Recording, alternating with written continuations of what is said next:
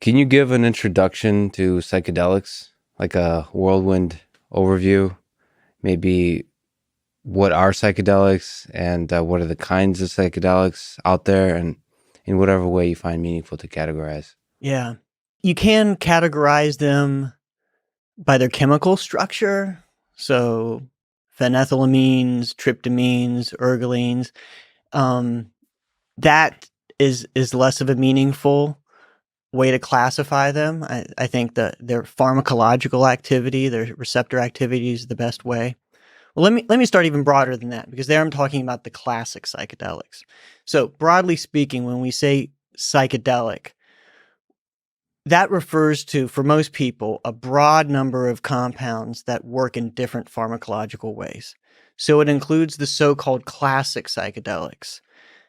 That includes psilocybin and psilocin, which are in mushrooms, LSD, dimethyltryptamine or DMT, it's in ayahuasca, people can smoke it too, mescaline, which is in peyote and San Pedro cactus. And those all work by hitting a certain subtype of serotonin receptor, the serotonin 2A receptor. They act as agonists at that receptor. Other compounds like PCP, ketamine, MDMA, ibogaine, they all are, more broadly speaking, called psychedelics, but they work by very different ways pharmacologically. And they have some different effects, including subjective effects, even though there's enough of an overlap in the subjective effects that, people informally refer to them as psychedelic. And I think what that overlap is, compared to, say, caffeine and cocaine and, Ambien, et cetera, other psychoactive drugs, is that they have strong effects in altering one's sense of reality and including the sense of self. And I should throw in there that cannabis, more historically, like in the 70s, has been called a minor psychedelic. And I think with that latter definition, it does fit that definition, particularly if one doesn't have a tolerance. So you mentioned serotonin. So most of the effect comes from something around like the chemistry around neurotransmitters and so on. So it's chemical interactions in the brain, or is there other kinds of interactions that have this kind of perception and self-awareness altering effects? Well, as far as we know, all of the psychedelics of all the different classes we've talked about, their major activity is caused by receptor level events. So either acting at the post-receptor side of the synapse. So in other words, neurotransmission operates by, one neuron releasing neurotransmitter into a synapse, a gap between the two neurons, and then the other neuron receives. It has receptors that receives, and then there can be an activation caused by that. So it's like a pitcher and a catcher. Yep. So all of the major psychedelics work by either acting as a pitcher, mimicking a pitcher or a catcher. So, for example, the classic psychedelics, they fit into the same catcher's mitt on the postsynaptic receptor side as serotonin itself, but they do a slightly different thing to the cell, to the neuron, than serotonin does. There's a different signaling pathway after that initial activation. Something like MDMA works at the presynaptic side, the pitcher side, and basically it floods the synapse or the gap between the cells with a bunch of serotonin, the natural neurotransmitter. So it's like the pitcher in a baseball game all of a sudden just starts throwing balls like every second. Everything we're talking about, is it often more natural, meaning found in the natural world? You mentioned cacti, cactus. Or is it chemically manufactured, like artificially in the lab? So the classic psychedelics, there's what are the classics? So yeah, using terminology that's not chemical terminology, not like the terminology you see in titles of papers, academic papers, but more sort of common parlance. Right. It would be good to kind of define their effects, like how they're different. And so it includes LSD, psilocybin, which is in mushrooms, mescaline, DMT. Which one is mescaline? Sorry. Mescaline is in the different cacti. So the one most people will know is peyote, but it also shows up in San Pedro or Peruvian torch. And all of these classic psychedelics, they have, at the right dose, and typically they have very strong effects on one's sense of reality and one's sense of self. What some of the things that makes them different than other, more broadly speaking, psychedelics like MDMA and others is that they're, at least the major examples, there are some exotic ones that differ, but the ones I've talked about are extremely safe at the physiological level. Like there's like LSD and psilocybin, there's no known lethal overdose unless you have like really severe, heart disease, because it modestly raises your blood pressure. So Right. the same person might be hurt shoveling snow or going up the stairs, that could have a cardiac event because they've taken one of these drugs. But for most people, someone could take 1,000 times what the effective dose is, and it's not going to cause any organ damage, affect the brainstem, make them stop breathing. So in that sense, they're freakishly safe at the physiological. I would never call any compound safe because there's always a risk. They're freakishly safe at the physiological level. I mean, you can hardly find anything over the counter like that. I mean, aspirin's not like that. Caffeine is not like that. Most drugs, you take 5, 10, 20, maybe it takes 100, but you get to some times the effective dose and it's going to kill you. Yeah. Or cause some serious damage. And so that's something that's remarkable about most of these classic psychedelics. That's incredible, by the way, that you can go on a hell of a journey in the mind, like probably transformative, potentially in a like deeply transformative way, and yet there's no dose that in most people would have a lethal effect. That's kind of fascinating. There's this duality between the mind and the body. It's like it's the okay, sorry if I bring him up way too much, but David Goggins is like the kind of things you go on a long run, like the hell you might go through in your mind. Your mind can take a lot, and you can go through a lot with the mind, and the body will just be its own thing. You can go through hell, but after a good night's sleep, be back to normal, and the body is always there. So bringing it back to Goggins, it's like you can do that without even destroying your knee or whatever, Right. or coming close and riding that line. That's true. So the unfortunate thing about the running, which he uses running to test the mind, so the aspect of running that is negative, in order to test the mind, you really have to push the body, like take the body through a journey. I wish there was another way of doing that in the physical exercise space. I think there are exercises that are easier on the body than others, but running sure is a hell of an effective way to do it. And one of the ways that where it differs is that you're, unlike exercise, you're essentially, most exercise to really get to those intense levels, you really need to be persistent about it. Right. I mean, it'll be intense if you're really out of shape, just, jogging for 5 minutes. But to really get to those intense levels, you need to, have the dedication. And so some of the other ways of altering subjective effects or states of consciousness take that type of dedication. Psychedelics, though, I mean, someone takes the right dose, I mean, they're strapped into the roller coaster, and something interesting is going to happen.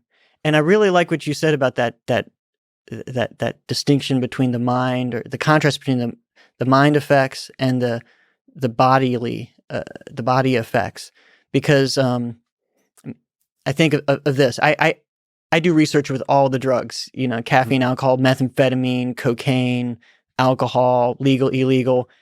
Most of these drugs, thinking about, say, cocaine and methamphetamine, you can't give to a regular user, you can't safely give a dose where the regular cocaine user is going to say, oh man, that's the strongest Coke I've ever had, because, you get it past the ethics committee and you need approval. And I wouldn't want to give someone something that's dangerous. So Yes. to go to those levels where they would say that, you would have to give something that's physiologically riskier.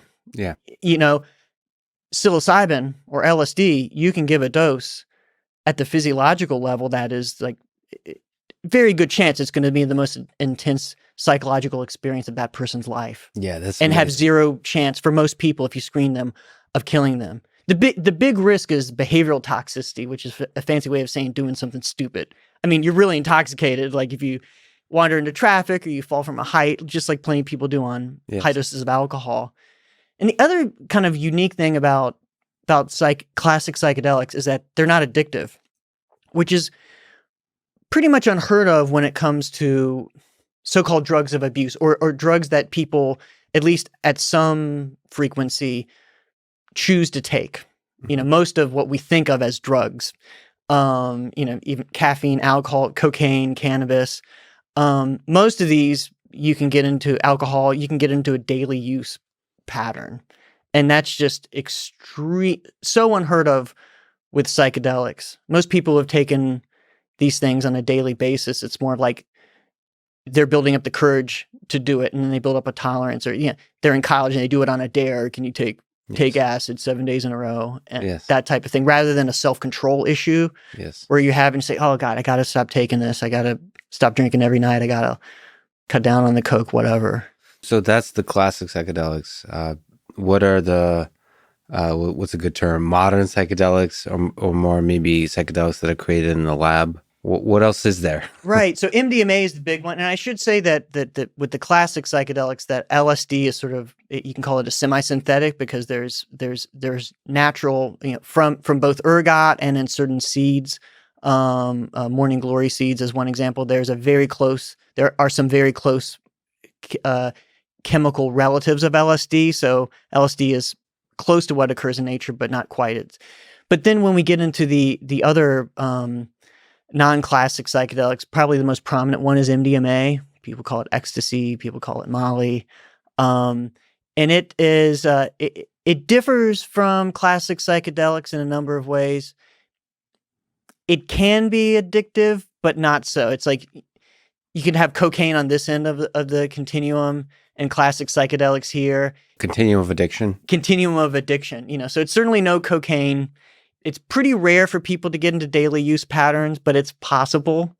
And they can get into more like, using once a week pattern where they can find it hard to stop. But it's somewhere in between, mostly towards the classic psychedelic side in terms of like relatively little addiction potential. But it's also more physiologically dangerous. I think that certainly the therapeutic use, it's showing really promising effects for treating PTSD. And the models that are used, I think those are extremely acceptable when it comes to the risk-benefit ratio that you see all throughout medicine. But nonetheless, that we do know that at a certain dose and a certain frequency, that MDMA can cause long-term damage to the serotonin system in the brain. So it doesn't have that level of kind of freakish bodily safety that the classic psychedelics do. And it has more of a heart load, a cardiovascular. I don't mean kind of emotion. I mean, in this sense, although it is very emotional, and that's something unique about its subjective effects, but it's more of a pressor. And the terminology used instead of like a freakish capacities, allowing you from a researcher perspective, but a personal perspective too, of taking a journey with some of these psychedelics that is the heroic dose, as they say. So like these are tools that allow you to take a serious mental journey, whatever that is.